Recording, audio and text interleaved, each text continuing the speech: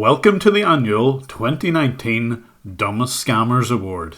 This is where I give out non-existent prizes to scammers who've excelled in the art of being dumb. And all of this year's awards are going to be under the category of computer security. Or should I say, lack of security. So the first of these awards covers securing your webcam. This year I've had scammers who've given me a complete tour of their call centre. But it's not this group of masterminds who are going to win this year's award. No, it's going to go to someone who realised that they should be securing their camera by keeping it covered up. So this year's award is going to go to one of these two. Our first nominee calls himself Gary, and here he's decided to turn on his webcam just so that he can do something with it. I wasn't clear what he was going to do until he decided to uncover it. And yes, he just wanted to admire his hairstyle.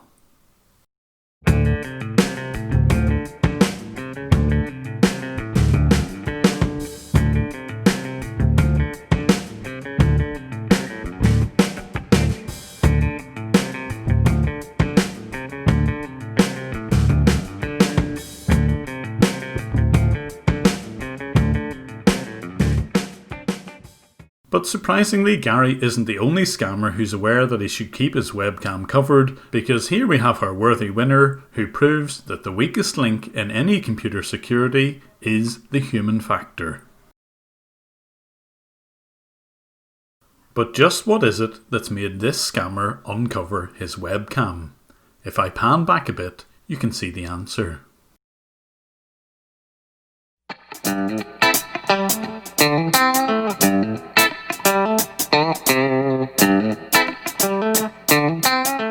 Yes, security goes out the window if you get a FaceTime call from your girlfriend.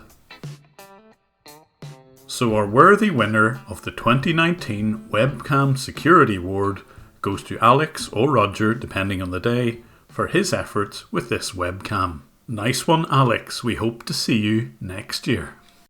And the next award is for password security. We all know how to make secure passwords, at least 12 letters long, numbers, letters and symbols in them. Don't use guessable words like names, but most importantly, don't reuse them across multiple websites. But there's a special set of rules which apply only to scammers trying to access other people's computers.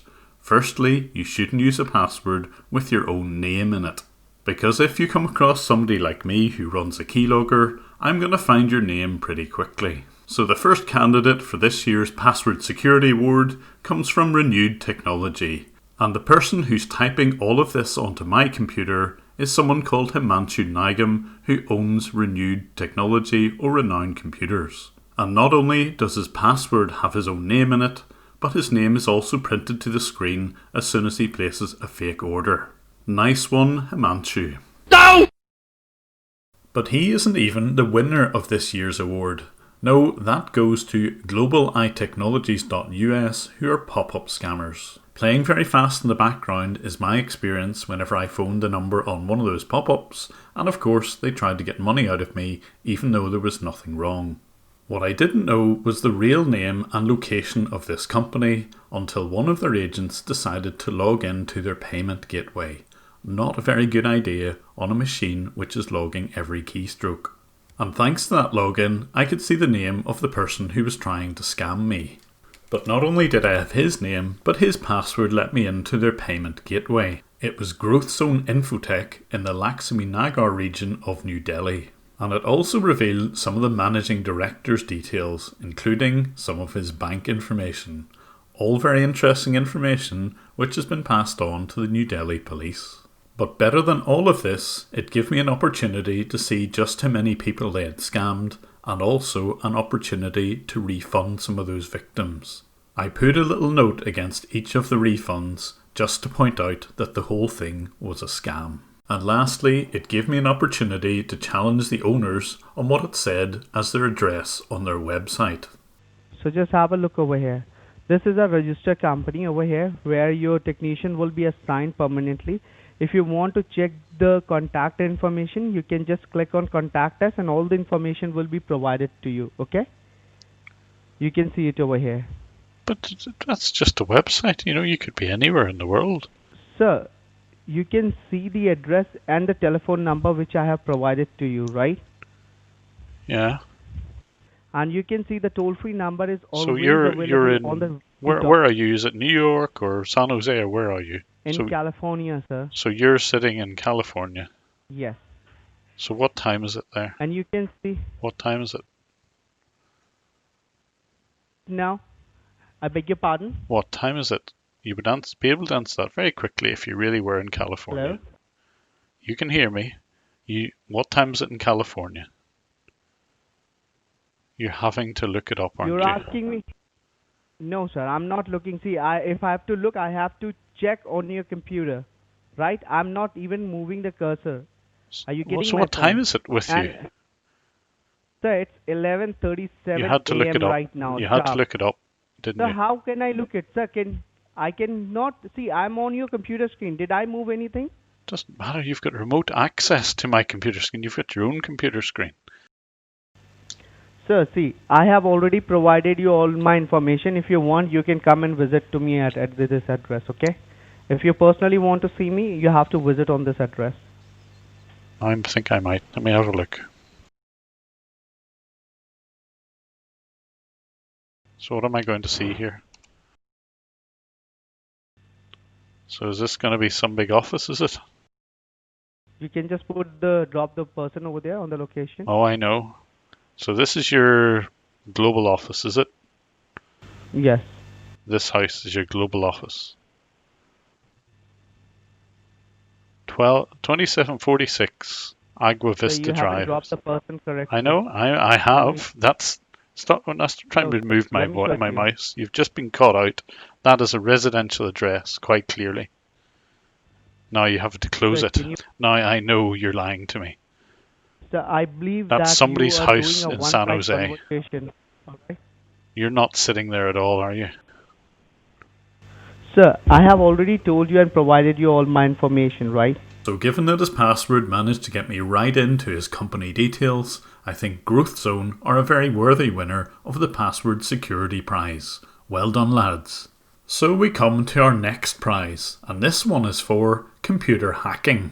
And over the years I've had all sorts of elaborate stories about people trying to hack my PC. You will be able to see the cyber hackers, who is the most wanted peoples in our country right now, who is still activated both the cities or states in the United Kingdom.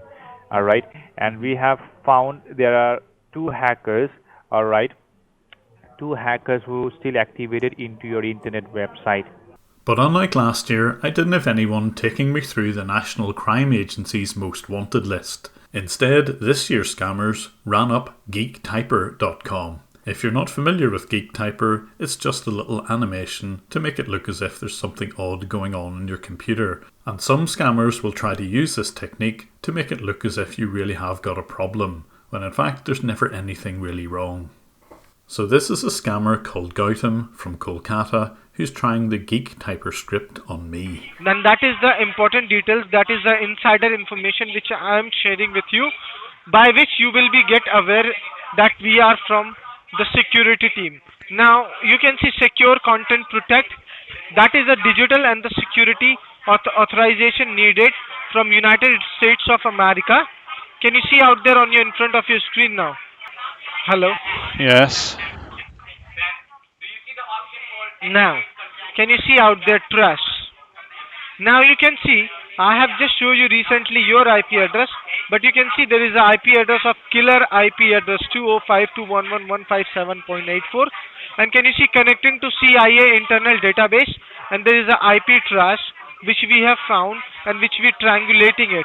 So according to the security circumstance and according to activating the Hawkeye, where we can engage all the enemy vehicle. Can you see activating Enemy Hawk vehicles? engage? What are you That talking is about? the technical language. That is that in terms of technical, the hacker where belongs to a security department, and we have found something which I need to show you. Can you see out the Interpol database? Hello. It says last known location, city of Gotham. Hello? Yes, I can Can you read. see out there? There is a picture of a guy is coming. His name is. Yes. And he His name says is he lives Nikolai. in Gotham City, which is where Batman lives, isn't that right? Yes, exactly, sir. But let me tell you, Batman's a we found fictional your bank character. account details. Well, let me tell you one thing, sir. We found your bank account details with them because the Interpol department has came across with this because he has already taken the money from lot of customers in United Kingdom and as well as United States.